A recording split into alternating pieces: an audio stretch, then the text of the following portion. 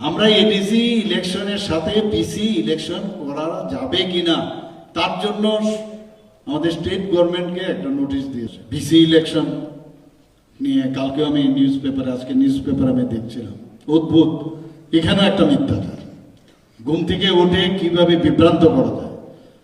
আরে আমরা তো রেডি, পিসি ইলেকশন করার জন্য তো আমরা রেডি আছি, কেন করবো না? কারণ ইলেকশন যদি না হয়, গণতান্ত্রিক পদ্ধতিতে যদি সেখানে গণতন্ত্র প্রতিষ্ঠিত না হয়, তাহলে তো মানুষের কথা শোনা যাবে না।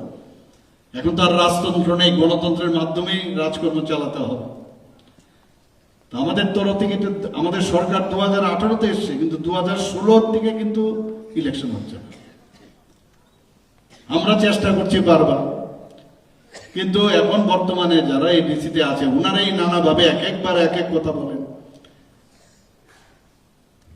সুপ্রিম কোর্টে গিয়ে ওনারা সেখানে কেস করেছেন, কিন্তু এমন একটা ভাব, কালকে নিউজ পেপারও দেখলাম যে জিতে গেছে। আরে জিতুক না, ভালো তো, আমরা তো রেডি আছি ইলেকশন করার জন্য।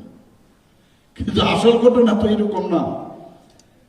আমরা এডিসি ইলেকশনের সাথে পিসি ইলেকশন করা যাবে কিনা তার জন্য আমাদের স্টেট গভর্নমেন্টকে একটা নোটিশ দিয়েছে। বাস, এটা 26 তারিখ তার এনলিস্টেড হয়েছে। আর এটাকে নিয়ে বগল দাবাচ্ছে, বগল খুব বাজাচ্ছে। অদ্ভুত, মানে এমন ভাবে সাধারণ আমাদের যারা জনজাতি গোষ্ঠী তাদেরকে এক একভাবে, লোকাল বডি তো আরো আছে, অনেক লোকাল বডি আমাদের এখানে, মিউনিসিপ্যালিটিও আছে, ওদের সাথে তো আমাদের কোনো সমস্যা হয় না, সুন্দরভাবে চলছে। আমরা একে অপরের হাত ধরে আমরা চাইছি যে মেইন উদ্দেশ্য হচ্ছে যাদের সম্পর্কে কেউ কোনোদিন ভাবেনি, এমন একটা সন্ধিক্ষণে আমরা এসেছি। এরকম একটা সুন্দর দিন, মাননীয় প্রধানমন্ত্রীজির নেতৃত্বে সরকার চলছে।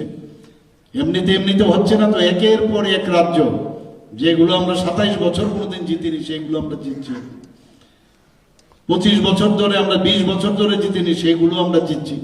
তো মানুষ দেখতে পাচ্ছে যে একটা সরকার চালাতে গেলে তার স্বচ্ছতা এবং তার জবাবদেহিতা, তার অ্যাকাউন্টেবিলিটি, বিশ্বাসযোগ্যতা সেগুলো আছে কিনা, তবেই গিয়ে আজকে এই বিজেপি নেতৃত্বাধীন এনডিএ সরকার সব জায়গায় আসে।